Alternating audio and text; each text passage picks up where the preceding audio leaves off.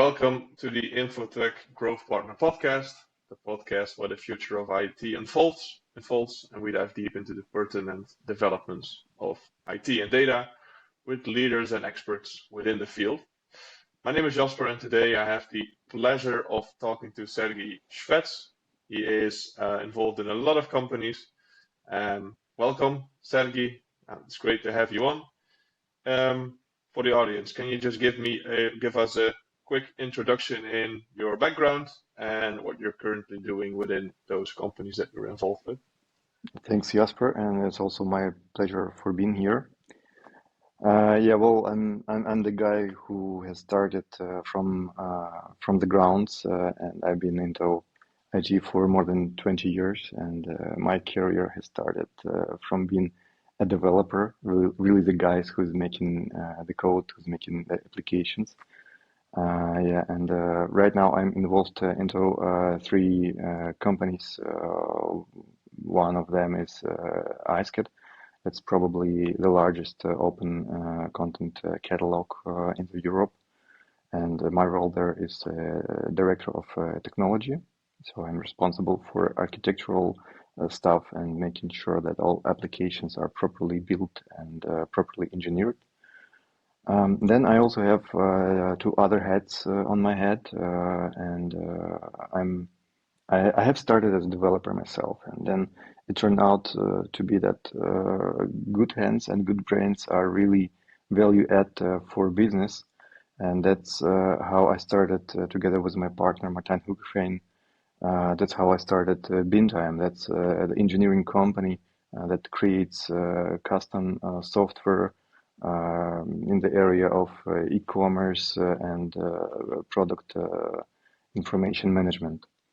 That's been developing quite well. So, like I said, we started from the real bottom, from the ground, and we've been like three people in the first office that we rented, and now we are like 150 people in total across Europe. But then we also understand that we got a situation that working in the e-commerce and in product descriptions and product information management, and there is always a problem of the last mile for the product content.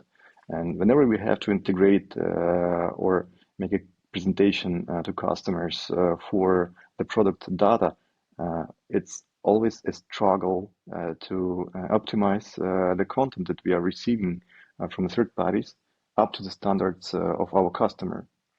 And because we've been like experiencing this challenge for a lot of customers, we decided, why don't we solve it at last? And that's how we started the Gpart. And Gpart is our sort of a pet product, which turns out to payment indication solution nowadays. I really enjoy it. It's a sort of passion for me right now. Yeah. So my role in BINTIME is CEO, and at Gpart I'm building the strategic vision of the product and directing it to the state where we can help customers better. Yeah. Thanks for sharing. And indeed, you're involved in a lot of companies, and something I really value what you shared is that you found a need in the market and thought, why don't we just fill that need? By speaking, you spoke to a lot of people. You saw that there was a need and a problem and a challenge that you could be able to solve. So that's great if you can start new companies based on those signals. That's always good. I want to maybe start focusing on BINTIME. I know you're doing software engineering. Of course, there's a lot of technical knowledge needed, a lot of technical language used there. Mm-hmm.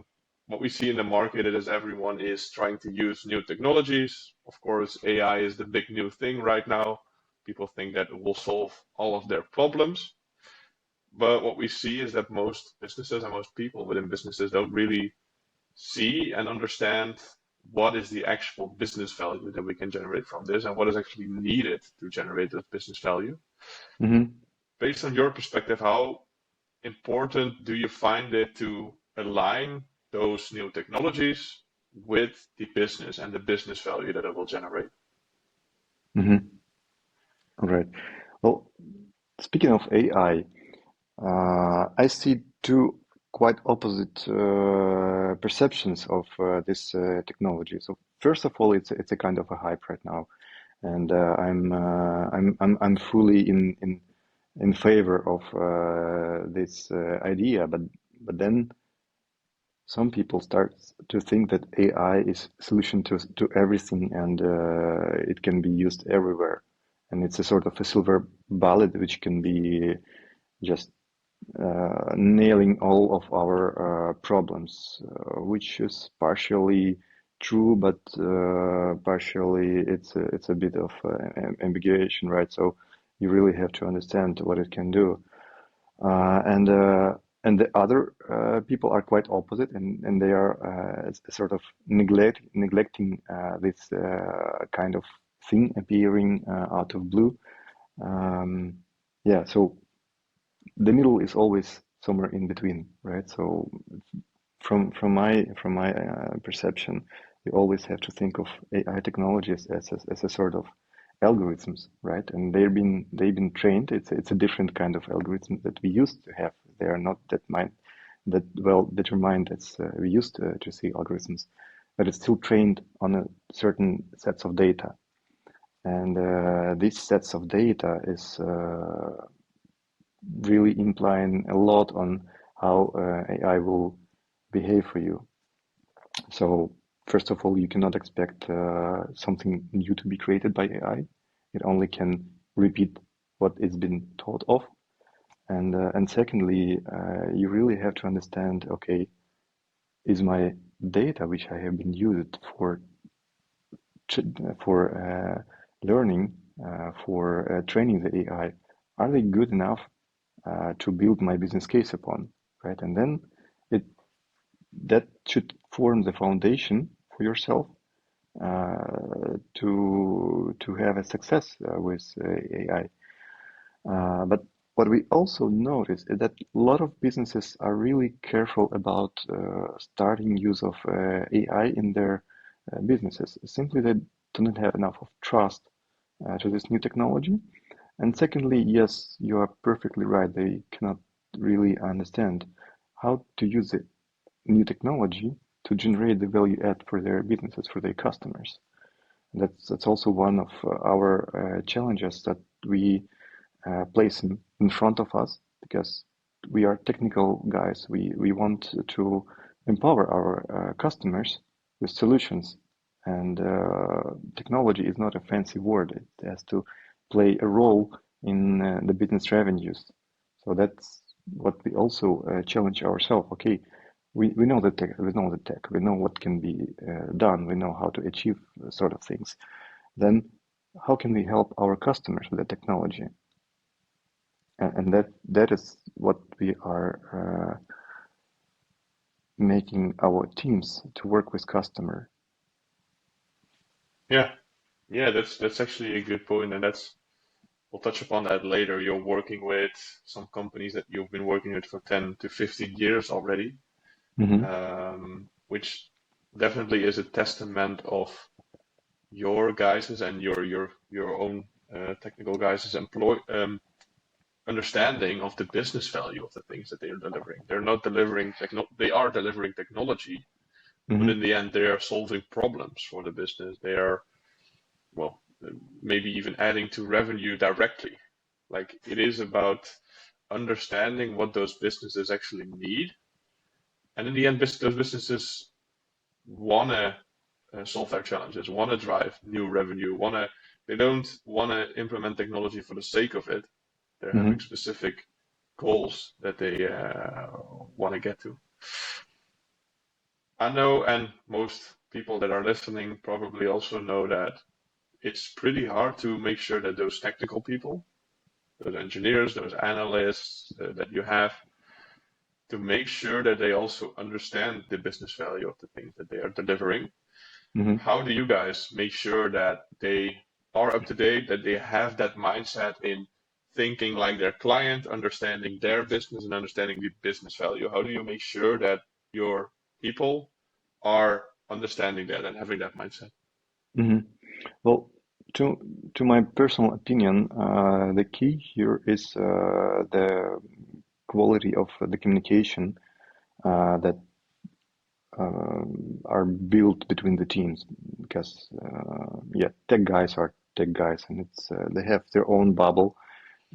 They want to try new things, etc. Right? And tech and the business people, they're thinking about opportunities, new sales, right? So we need to bring those two together. And when we really make a lot of sharings between the teams, when we share the achievements, how business is being empowered by technology, that engages our teams, but that also helps business people to understand to which extent a technical team can participate in their success. And yeah, we've been working with a lot of companies. For for some of them, we are working like 15, maybe 20 years already. And I've been witnessing a series of acquisition for our customers, because our customers, they've been like organically growing, and then at a certain point, the owners of the company decides, okay, we want to sell, or we want to have an investor on board, right? And I've been witnessing like our customer being acquired for a couple of times. Each time the check is significantly larger, and then we also understand that this is not only because we are a good technology company and supporting them. That's a teamwork. That's business doing their job in extremely great way, improving the revenue, the customer satisfaction. But also we, as a technical provider, we also help them and create the good foundation that can support their business initiatives. And that's where I believe the value add is coming from. So we, as a technical partner, we really want we have the ambition to provide the foundation sustainable enough that business can turn their wild ideas into revenue.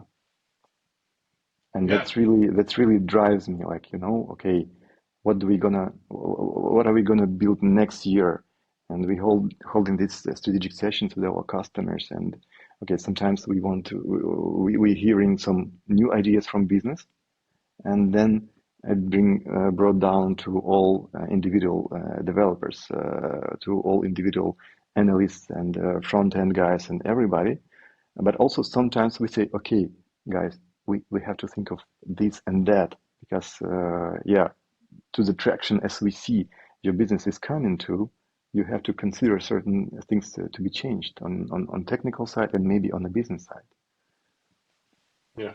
That's actually a very good point that you touched upon, is that most of those businesses, especially if they don't really have too many technical departments internally, IT departments internally, they themselves don't really understand or know what they actually need at what stage. Of course, they have some ideas. They're seeing things in on websites or people reaching out to them, but they obviously need a partner from the outside who has a open view, can be completely honest, and really understands what is it that the business needs from their perspective. So from your perspective, from the technical and software perspective. Well, I wouldn't dare to say that business don't know what they actually want. Typical situation, uh, customer know exactly what they want. I mean, Hmm. as a business, right? The issue is that in most cases they formulate their ambitions in a very business way, in a business language, right? And that needs to be properly translated into technology. Yeah. But So that's that's what indeed, you, yeah, yeah, that's indeed, because I'm as a technical partner, yeah, we want to understand the business of our customers, and we would like to participate with all of our hearts. But the vision of the business itself is dictated by the owners, and where do they want to see themselves in like 5 or 10 years, because that's their ambition, that's their company. Mhm.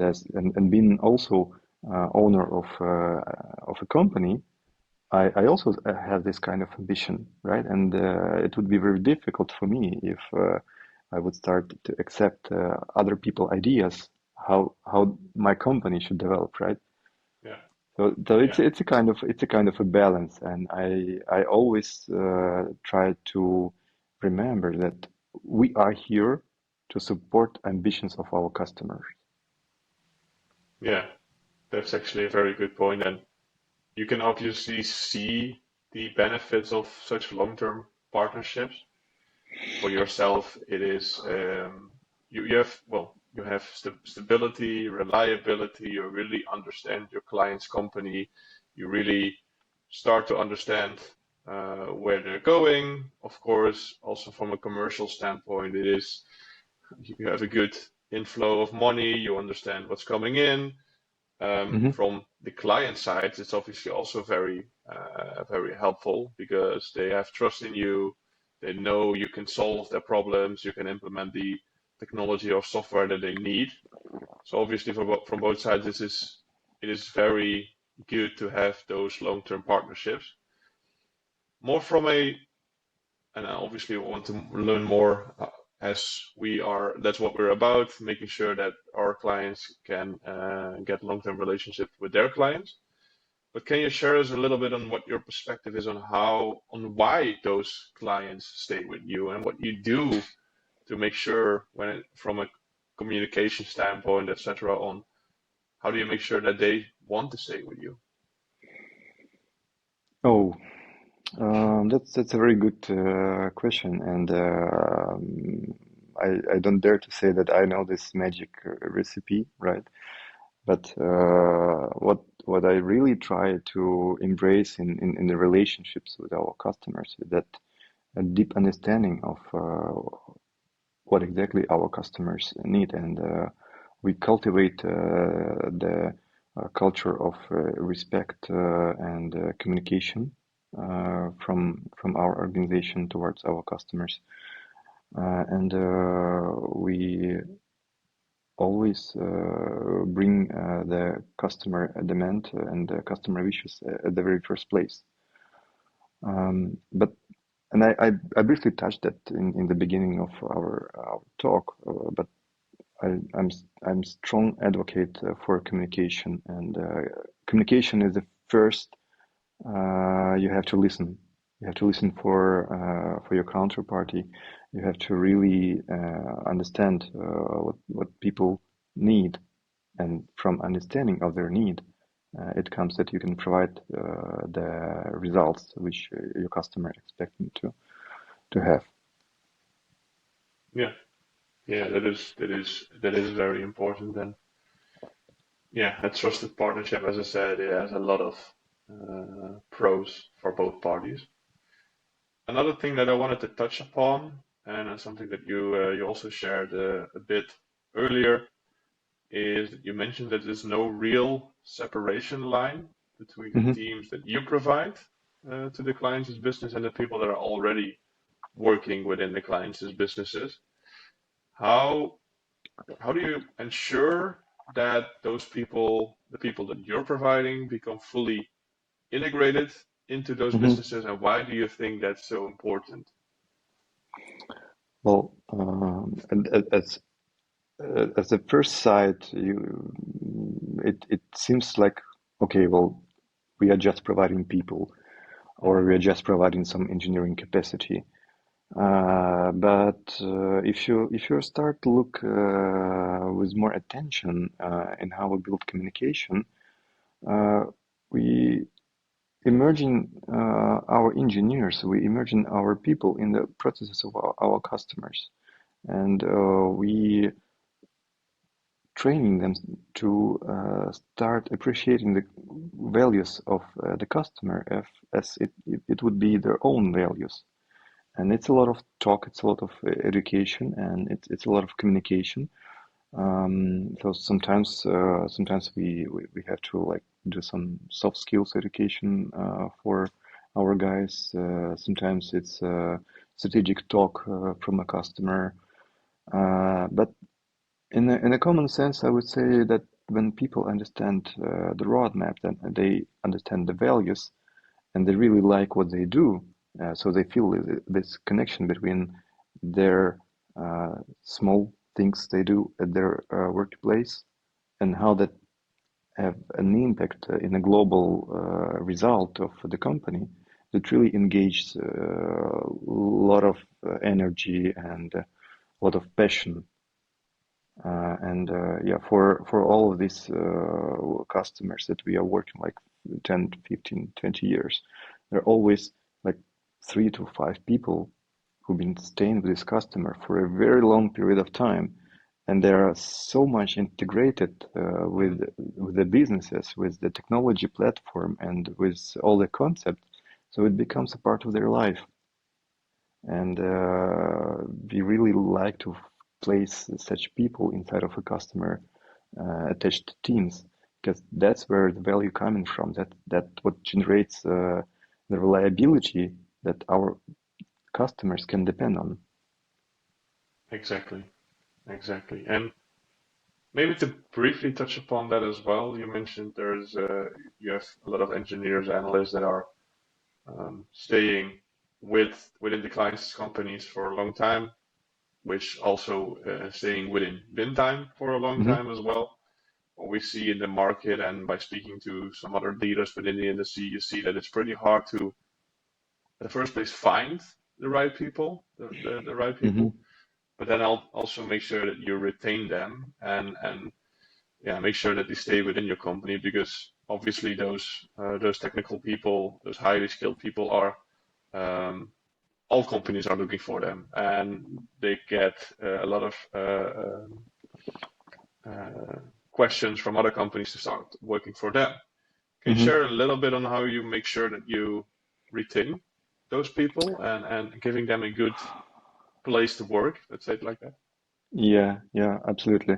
And I have to give a lot of credits here to our HR department, who is really taking care of people and making sure they are happy working with us, with customer.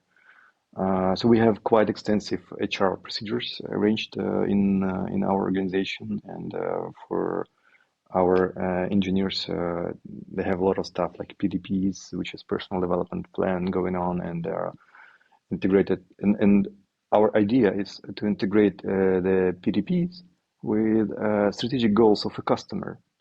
So we are capturing on a strategic level things which customer want to achieve, and we translating this into uh, personal goals that are achievable for a person at his workplace, and that also creates this connection. So if for engineer, if so everybody knows, if I achieve this kind of achievement, this kind of a goal, that will have an impact on my customer strategic uh, goals, right? So that creates this bond, uh, but also the care that our HR is providing to our people is really about their mental health.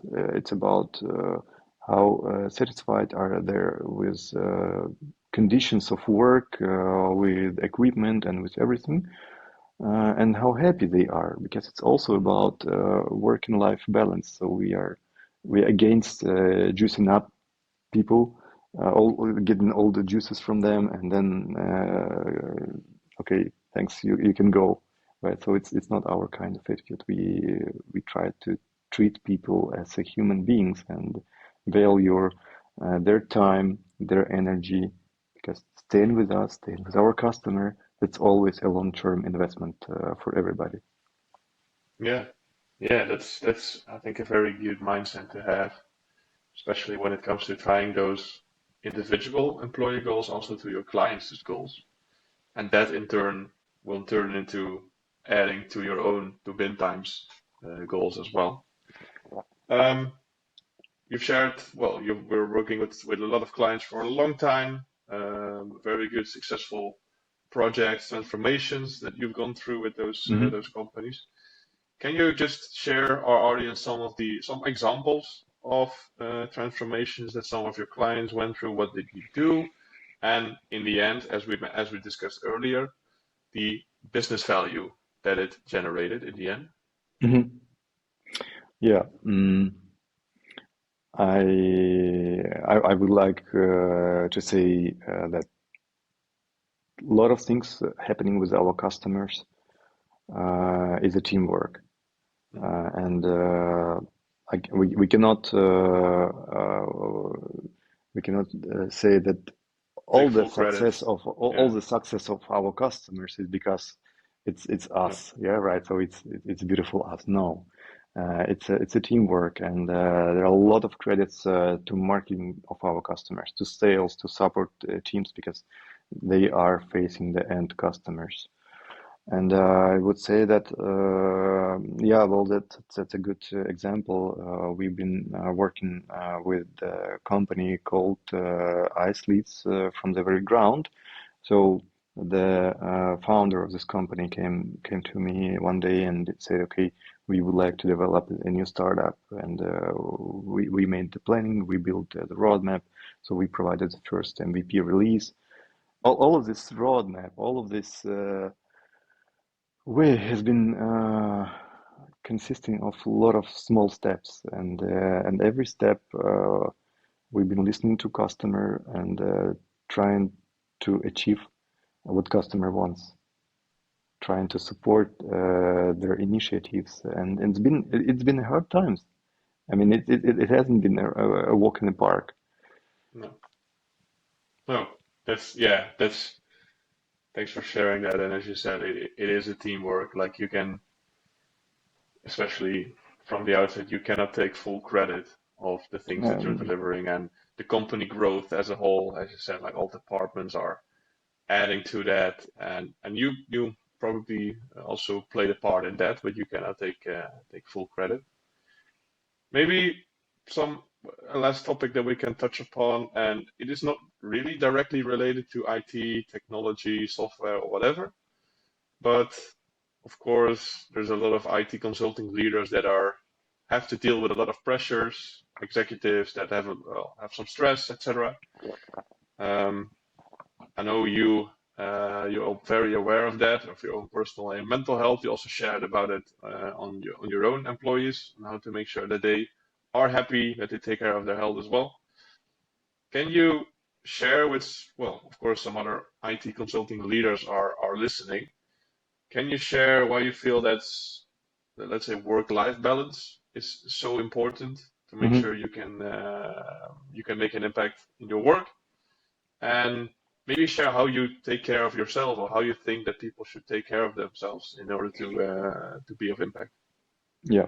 Well, for our employees, we have implemented a kind of a therapy help, right? So whenever they feel they need some sort of mental help, they can approach some of our specialists and have some hours together.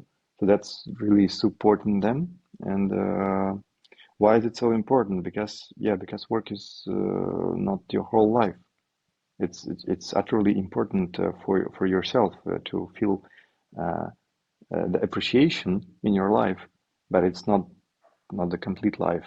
And I know there are like a lot of workaholic kind of guys, and I'm been myself also this kind of person. But still, there are a lot of things beside work which you have to care about: your family, your pets, your surroundings, and your body, yourself, your mind, and everything. Right. So that's why I think work and life balance is very important for you, for everybody to perform.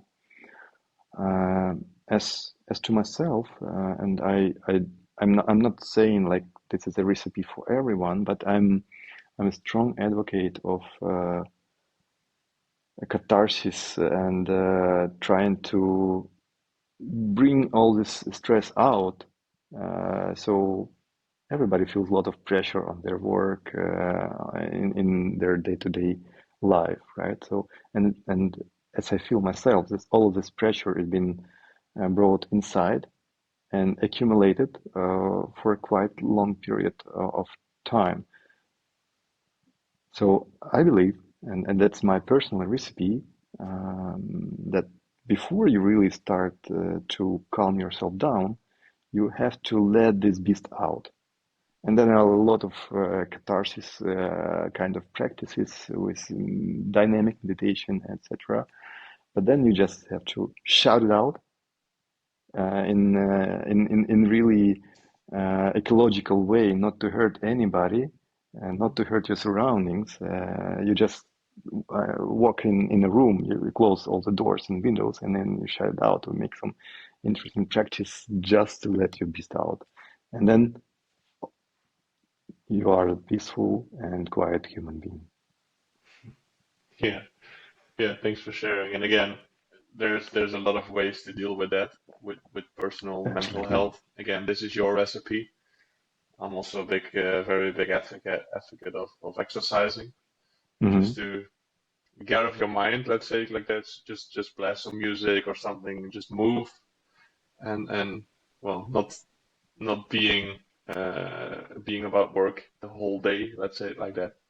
So that is very important to take care of that, to be of value in your work as well. Thanks for sharing. That's very important.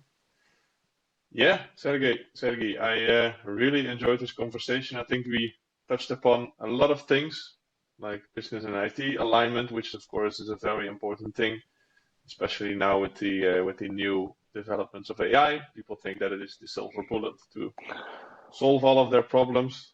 Also, we touched upon about being a technological partner for your clients. Really, the long-term partnerships that you have with clients is a really good testament of that.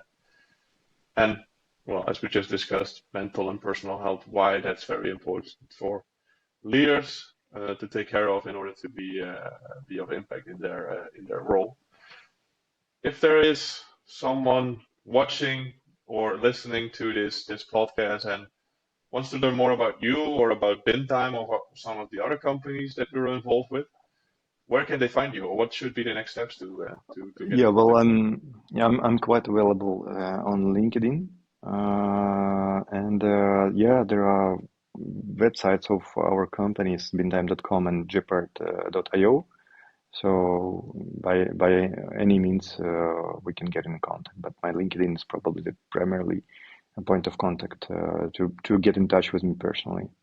Yeah, yeah, perfect. I will make sure that the links to your profile and to the companies are in the description as well, so Thanks, people can find you.